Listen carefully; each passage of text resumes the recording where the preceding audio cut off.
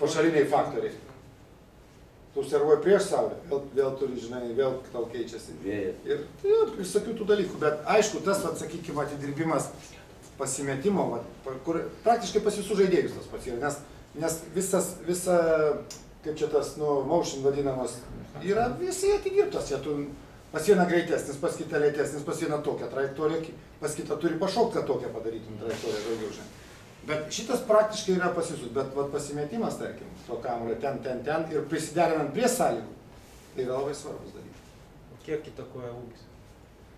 Tai jeigu jis paduoda apie 2,10, tai, žinai, ūgis paprasčiausiai tik tai, kada žemaūgiai yra tikslumui ir žemesnis žaidėjas greičiau pavargsta, nes jis turi daugiau savęs įdėti būtent, kad pasiekti tą trajektoriją, kad kamuolys eitų šitai.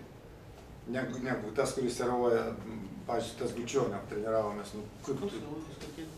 panašiai 2 metrai, žinai, iš 3 aukšto, kaip paleidžia, tą kamuolys atsistojęs.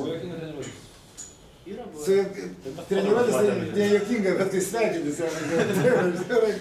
Tai tada, bet taip, iš žaidimo tai ten tvarko tą Karlovičių, kaip nori, iš žaidimo kamuolių priimsų savo servą lengviau laimėti, o jo priimtai, žinai. Ir Fedas, kai su juo irgi kiek kartų kalbėjom, tai sakė, eik tu savo su juo ten žaidžinai. Susimerkė, deda į pataiko, žinai. Net ne servą, į po servą. Jeigu tu priimi, sako, vis tiek būna tokių dienų, kai jis pataiko viską.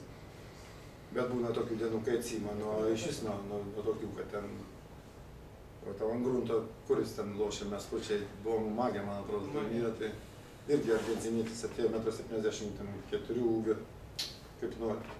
Kaip tik tai nori šiandien, darė tokią košę, kad, žinai, ant grunto priimt lengviau yra, dar biškai nepaeinau tos kojytės, o iš žaidimo iš vis ten tuščia, žinai, ir viskas ir tam.